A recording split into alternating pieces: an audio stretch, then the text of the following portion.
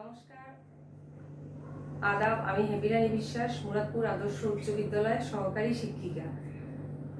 Online ক্লাসে শিক্ষার্থী তোমাদের স্বাগতম মুরাদপুর আদর্শ উচ্চ বিদ্যালয়ের পক্ষ থেকে। আর আজকে তোমাদের আমি সেট করাবো।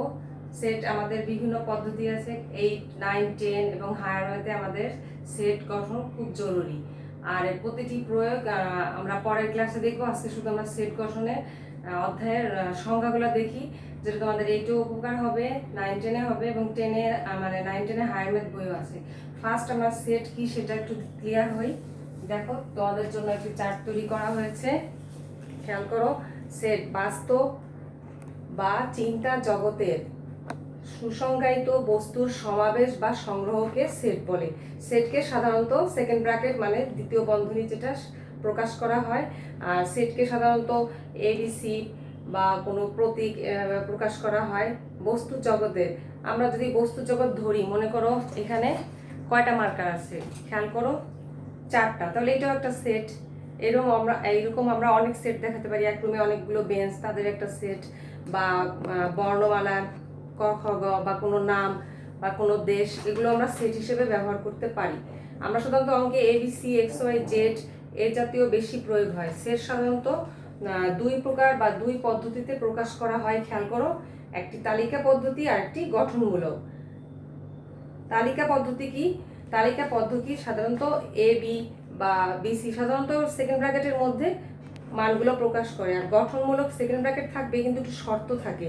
এখানে যেমন আছে এক্স সাজ দ্যাট এক্স 28-এর গুণনীয়ক। এখন তালিকা পদ্ধতির সংজ্ঞাটা আমরা একটু জানি, তাহলে তোমরা আরো ক্লিয়ার হবে। এই সেটের সকল উপাদান সুনির্দিষ্ট উল্লেখ করে দ্বিতীয় বন্ধনী দ্বারা প্রকাশ করে। খেয়াল করো, সুনির্দিষ্ট দ্বিতীয় বন্ধনীতে প্রকাশ করা হয়েছে। আর প্রতিটি এই ভিতরের যে উপাদান, এদের উপাদানকে সাধারণত কমা দিয়ে পার্ট পার্ট আলাদা করা হয়।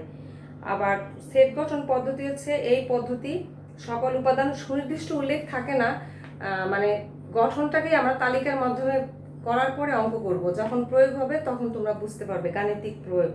এখানে আরো শর্ত দেওয়া যেত, আমি তোমাদের একটা শর্ত দিচ্ছি, আর 2-3টা দিলে ভালো হতো। এখানে এরকম হতে পারে বি সমান এক্স সাজ দ্যাট এক্স 28 না দিয়ে 24-এর গুণনীয়ক বা 6-এর গুণনীয়ক, বা লিখতে পারি এক্স এর মান 12 দিলাম, বা এক্স, এরকম নানান ধরনের শর্ত দিব। এখানে এরকম দিতে পারি x greater than x, x এর মান 2 থেকে 4-এর ভিতরের মধ্যে মৌলিক সংখ্যা কয়টি, এরকম নানান শর্ত দিয়ে আমরা সেট প্রকাশ করতে পারি। সাধারণত এটা তোমাদের নৈবিত্তিক আকারে বা শর্ত আকারে পরীক্ষায় আসে, এটা খেয়াল করবে। নৈবিত্তিক থাকে, আবার গাণিতিক প্রয়োগও থাকে। সৃজনশীল আকারে অঙ্ক আসবে 10 মার্কের। আমরা সংজ্ঞাটা মোটামুটি জানলাম। সেটের প্রকারভেদ বা প্রকাশ পদ্ধতি দুটি, একটি তালিকা আর একটি গঠনমূলক। যখন আমরা বোর্ডে কিছু তোমাদের নিয়মগুলো দেখাবো তখন তোমরা আরো ক্লিয়ার হবে। আসো আমরা একটু বোর্ডে আসি। বোর্ডে খেয়াল করো, ফার্স্ট আমি তোমাদের কি দিয়েছি, ফাঁকা সেট, নিচ্ছেদ সেট, ভেনচিত্র। এটাও সেটের ভিতরে পড়বে, সসীম সেট, অসীম সেট। ফার্স্ট ফাঁকা সেট। ফাঁকা সেট যে সেটের কোনো উপাদান সংখ্যা থাকবে না, ফাঁকা সেট বলা হবে। এখানে মনে করো দুটি সেটের উপাদানটা যখন আমরা ইউনিয়ন বা ইন্টারসেকশন করব তখন কোনো উপাদান পাবো না। যে সেটের উপাদান নেই তাকে ফাঁকা সেট বলে। যেমন ফাঁকা সেটকে ফাই দ্বারা প্রকাশ করা হয়। খেয়াল করো বোর্ডে, ফাঁকা সেট যে সেটের উপাদান সংখ্যা থাকবে না, তাই না? যেমন মনে করো এ সেট হচ্ছে এবি, আর বি হচ্ছে কত, মনে করো সিডি। তাহলে এটা ফাঁকা সেট, মানে দুটি সেট উপাদান যদি ফাঁকা হয়, ইন্টারসেকশন বি দিলে এ ইন্টারসেকশন বি, এই চিহ্নটাও যখন তো গাণিতিক প্রয়োগ করাবো তখন তোমাদের দেখাবো। এখন একটু সংখ্যাটা খেয়াল করো, তাহলে এদের মধ্যে কোনো মিল নেই, তার মানে ফাঁকা। দুটি সেটের উপাদান, এটা আমরা নিচ্ছেদ সেট, তার সাথেও কিছুটা মিল আছে, একই রকম প্রায়। তাহলে ফাঁকা সেট কি? যে সেটের উপাদান সংখ্যাটা কি থাকবে বলো তো? দুটি সেট বা যে সেটের কোনো উপাদান নেই তাকে ফাঁকা বলে। মনে করো এদের উপাদানটা কি? ফাঁকা, ফাঁকা আছে, কোনো কমন জিনিসটা নেই, আমরা তাকে কি বলবো? ফাঁকা সেট বলবো। তাহলে ফাঁকা সেট আমাদের সংজ্ঞাটা ক্লিয়ার। এরপরে আসো নিচ্ছেদ। নিচ্ছেদ সেটটা কি? এটাও প্রায় ফাঁকা সেটের মধ্যে, একটু খেয়াল করলেই তোমরা পারবে।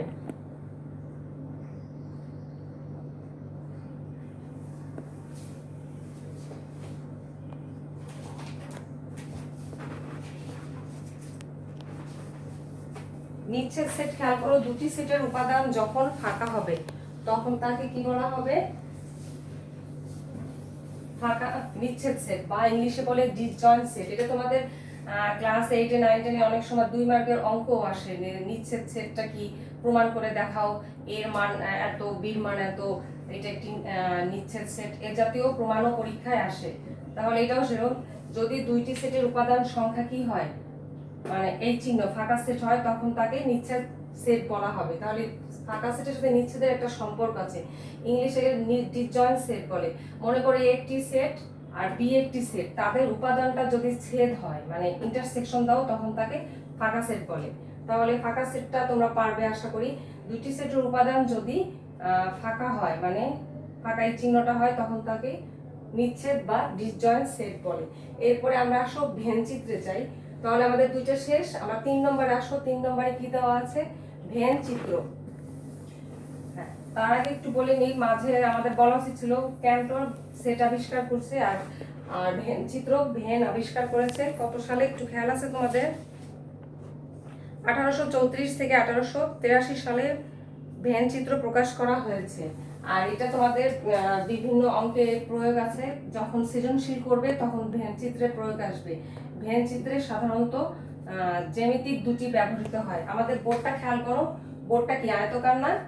বোর্ডের সাইডটাও আয়তকার, আর সেরকম তারপরে জ্যামিতিক দুটি প্রয়োগ, একটা হচ্ছে সামান্তরিক, আরেকটি হচ্ছে বৃত্ত। হ্যাঁ, এই দুইটার মাধ্যমে, দুই প্রতীক, দুই জ্যামিতিকের মাধ্যমে আমরা ভেন চিত্র প্রকাশ করব। এখানে বিভিন্ন অঙ্ক থাকে, তার প্রয়োগ থাকবে। পুরো সেটটাকে আমরা সার্বিক সেট ইউ দ্বারা প্রকাশ করব, এখানে কিছু সংখ্যা থাকবে, তার মাধ্যমে আমরা দেখাবো। যখন অঙ্ক করব তখন আমরা ক্লিয়ার হব। এই বৃত্তটা কিন্তু এই বৃত্তর ভিতরে থাকবে, যখন আমরা অঙ্ক করব এইভাবে দেওয়া থাকে ভেন চিত্র। এখানে দুটি উপাদান ইন্টারসেকশন অবস্থায় আছে, যখন আমরা গাণিতিক প্রয়োগ করব তখন এর প্রয়োগগুলো বুঝতে পারবো। তাহলে ভেন চিত্রটা আমরা কি একটু ক্লিয়ার হতে পারলাম? আর পুরো সেটটা আমাদের সার্বিক সেট ইউ দ্বারা প্রকাশ করবে। এর ভিতরে ছোট ছোট উপাদান থাকবে, মনে করো এখানে 1 থাকলো, 2 থাকলো, 3, এখানে 4 5, তাহলে এখানে এ থাকবে, বি থাকবে। পুরো উপাদানটা আমরা ইউ দ্বারা প্রকাশ করি। বাইরেও একটা উপাদান দেই, স্যার দেখো ভেন চিত্রটা কিভাবে প্রকাশ করব। তাহলে আমাদের এ কত, এই বৃত্তর গোলটা ভালো করে খেয়াল করো, এখানে কত আছে? 1 2 3। আচ্ছা, আর বি কত আছে? বিও কিন্তু একটা বৃত্ত, ভালোভাবে দেখো, এইটুকু খেয়াল করা যায়। 3 4 5।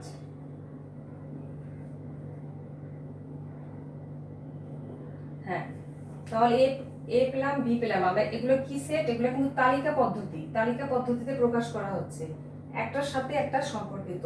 আর পুরো সেটটাকে কি দ্বারা প্রকাশ করা হয়? ইউ দ্বারা। ইউটা আমাদের আগে লিখলে ভালো হতো, আমরা এখানে লিখি বোঝানোর জন্য তোমাদের। 1 2 3 4 5, দেখো ইউ হচ্ছে সার্বিক সেট, 1 2 3 4 5 7। তাহলে খেয়াল করো এখানে কতগুলো উপাদান? 1 2 3 4 5 7। তাহলে এই পুরো উপাদানটাই হচ্ছে আমাদের সার্বিক সেট। তাহলে ভেন চিত্র একটা আয়তকার, আর বৃত্তের মাধ্যমে যে প্রকাশ করা হয় সেটাকে ভেন চিত্র বলা হয়। তারপর আসো আমরা একটু সসীম সেট নিয়ে আলোচনা করি। তাহলে এটা তোমরা পারবে আশা করি। আর একটু বলি, ভেন চিত্রের এই চিত্রটা তোমাদের বইয়ে থাকবে, এখান থেকে সৃজনশীল আকারে অঙ্ক হয়, খেয়াল করলে পাবে ক্লাসে।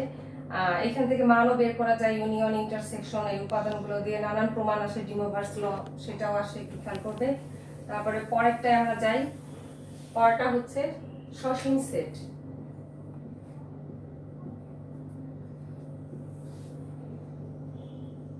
হ্যাঁ, যে সেটের উপাদানগুলো কি গণনা করা যাবে, তাই সেটকে কি বলা হবে?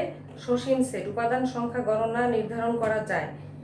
তাহলে দেখো এখানে মনে করো সেট, সেটকে তো আমরা কি দ্বারা প্রকাশ করি? সেকেন্ড ব্র্যাকেট দ্বারা। তাহলে 1 2 3 4, এখানে মনে করো 10 দিলাম। এভাবেও বলতে পারি, আবার এভাবেও বলতে পারি 1 2 3। তাহলে এটা হচ্ছে আমাদের সসীম সেট। ভালো করে চিত্রটা দেখো, বোর্ডটা। হ্যাঁ দেখো, তাহলে যে সেটের উপাদান সংখ্যা নির্দিষ্ট বোঝা যায় সেটা হচ্ছে সসীম। আমরা আরো উদাহরণ দিতে পারি, যেমন এ বি সি, আমরা এটাকে সসীম সেট বলতে পারি। তাহলে আমরা সসীম সেটের পরে আমরা কি আসি, অসীম সেট। এটাও প্রায় কাছাকাছি, কিন্তু অসীমটা ইনফিনিটি, মানে অনেক বেশি থাকবে মানগুলো। এখানে উপাদানগুলো নির্ধারণ করা যাবে না, খেয়াল করো। তাহলে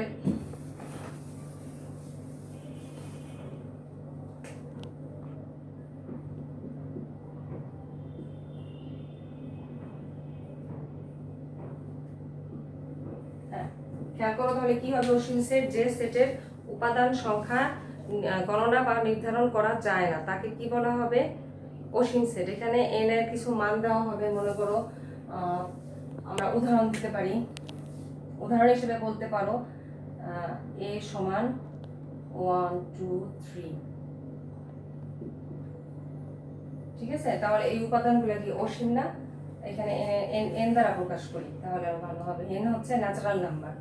তাহলে যে সেটের উপাদানগুলো মানে নির্ধারণ করতে পারতেছেন এখানে কোথায় শেষ হবে, সেই উপাদানটাকে অসীম বলা হচ্ছে, সেজন্য এটা অসীম সেট। আর সেট চিহ্ন কিভাবে, অবশ্যই সেকেন্ড ব্র্যাকেট থাকবে।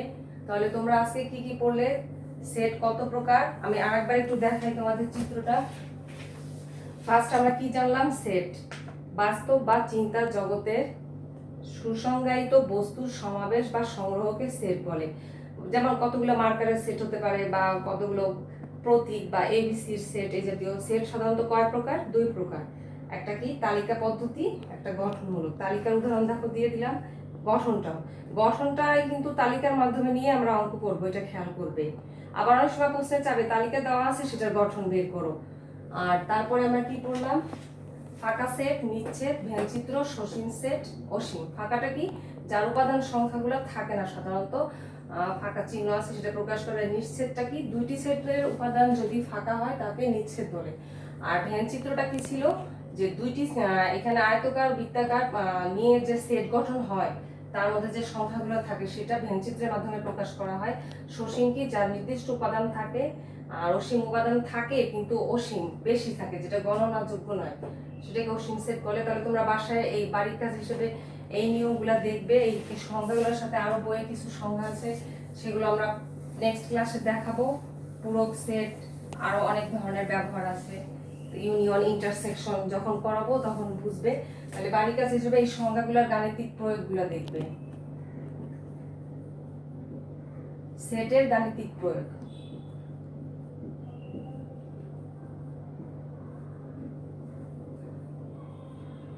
নেক্সট ক্লাস তোমাদের এগুলো করানো হবে। বইয়ে সুন্দর করে সব ক্লাসে 8 9 10 দেওয়া আছে, একটু চেষ্টা করলে তোমরা পারবে। আর ভালো থেকেও, বাসায় নিয়ম মাফিক পড়াশোনা করবে।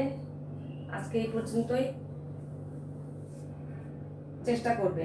বাড়ির কাজটা আরেকবার দেখো, সেটের গাণিতিক প্রয়োগ 8 তারপরে 9 10 তোমাদের অধ্যায় ভিত্তিক এই সবকটি সংজ্ঞার সুন্দর ব্যবহার প্রয়োগ আছে। তোমরা যদি একটু চেষ্টা করো অবশ্যই পারবে, আর এগুলো করতে হবে, ঠিক আছে। তাহলে আমাদের বাড়ির কাজ যেটুকু সুযোগ দিলাম অবশ্যই চেষ্টা করবে। তাহলে আজকের মতো এই পর্যন্তই, নেক্সট ক্লাসে দেখা হবে।